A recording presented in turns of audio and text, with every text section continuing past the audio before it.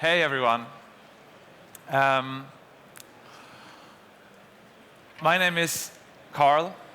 I'm apparently extremely bad at picking Twitter usernames. I'm also the founder or co-founder of and CEO of Tictail.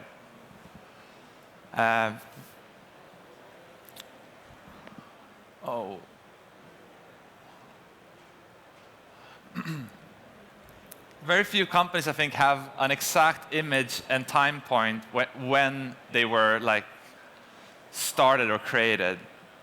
Our company started with a small text message. This basically says, should we create a Tumblr version of eBay? I believe e-commerce can be developed. What we meant when we said this was we were so inspired by what Tumblr had did, not just in terms of being the David in this huge sort of battle between blogging platforms, but by being such a design-driven, simplistic platform. But more importantly, what we really appreciated about them was the fact that on Tumblr, regardless what you wrote, which theme you used, you didn't just start a blog, you started a Tumblr. And we wanted to create this community for online stores, where you didn't just start an online store, you started a Tictail. Our company started with us just saying, let's take a run at this. Very humble beginnings. We started by meeting up in my kitchen, and we would just hack non-stop, 48 hours, Friday to Sunday, every weekend for 6 months. We would take half our salaries, we're still having our day jobs at the time, and we'd put them into this joint savings account. And this would become the starting capital of the company. After 6 long months, we were able to launch the first store on the platform by Mutti, who by pure accident happens to be run by my mother. And since then, we've become the home to super inspiring, innovative brands like the Transparent Speaker, that is actually also here at Slush speaking this year.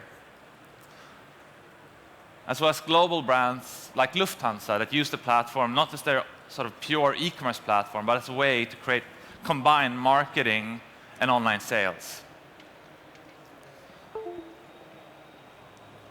In fact, over the 2.5 years we've been around, we've become the home to more than 60,000 boutique brands spread across more than 140 countries that together sell more than 1.5 million unique products.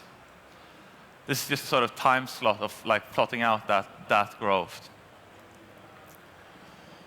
As a sort of natural next step for us, we wanted to create a new layer of discovery on top of this platform, a new way to discover these unique products and brands. And a couple of weeks ago, we just launched this iPhone app, which in an inspiring way lets you discover a curated experience of the entire platform. But this is not what I want to speak about today. I'm humbled to be on this stage among so many great companies. I wanted to take this opportunity to talk about something far less sexy, and it's processes. Tictail was started by 4 people. And we have, over the 2.5 years we've been around, become the home to more than 40 smart entrepreneurial employees and co-workers. I believe companies in general have 2 things that are more important than anything else. It's team, and the second one being focus. Starting out the company, I always remembered people telling me that the worst part you will experience in your company's history will be the growth from 25 to 50 people. Because this is the first time that internal politics and groups becomes, internal tensions becomes visible in the company. So how do you build a structure? How do you grow a company from 4 people to 40 and then beyond to, say, 400 and onwards? And not just that, having these teams split across 2 offices, putting further tension on communications. Today I wanted to talk about the organizational design of our company and the things that we've learned and changed over the years that we've been around. I know there's a lot of entrepreneurs in this audience, people that either run their own business or that are pushing the agenda, the innovation, in a bigger context. And I think that all of you can agree with me when I say that the hard part in a company is not to come up with ideas. It's not to decide what to do. It's in fact much, much harder for us to decide what should we not do. And we, at Tictail, we found ourselves, as we grow, spending more and more time on these discussions. Which features would go into the pipeline, when and why? Which features were attractive, but that should we say no to? And after having spent way too many hours discussing these same things over and over again, we came to the depressing conclusion: we need a process. But to me, like starting this company, that was the thing that we wanted to move against. To me, processes was this word that big companies was throwing around as an excuse to move fast.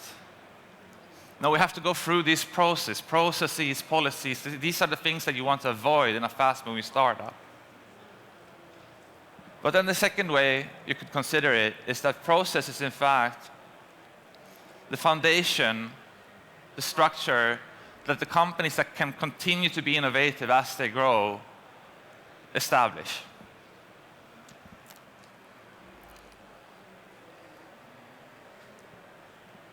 We want to hire smart people, entrepreneurs, people that thrive on freedom and are worthy of freedom. We don't want to micromanage people. We want to give them all the space and responsibility you can.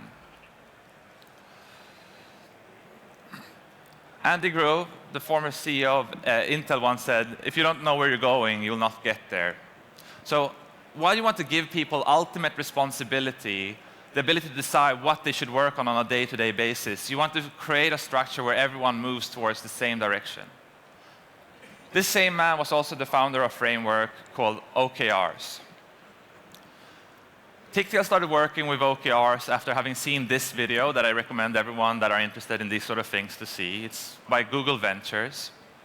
And it's basically a rundown of how they work with OKRs. OKR stands for Objectives and Key Results.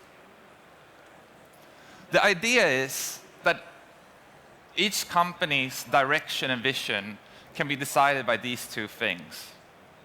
The objective should answer the question, where do we want to go? It's a vision statement. Whereas the key result should be a completely objective, data-driven point that decides whether or not you've reached that goal or not. An example. For Tictail, this could look something like this. Create the fastest growing mobile community for the long tail of small businesses. That's a great vision statement. That's a good place, a great goal to pursue. But how will we know when we've gotten there? What are the KPIs we should track? That's where key results come in. So for us, that could look something like, well, we need to have at least over 200% year-over-year growth. 40% of our transactions should come from a marketplace. 70% of all orders should be placed and shipped from a phone.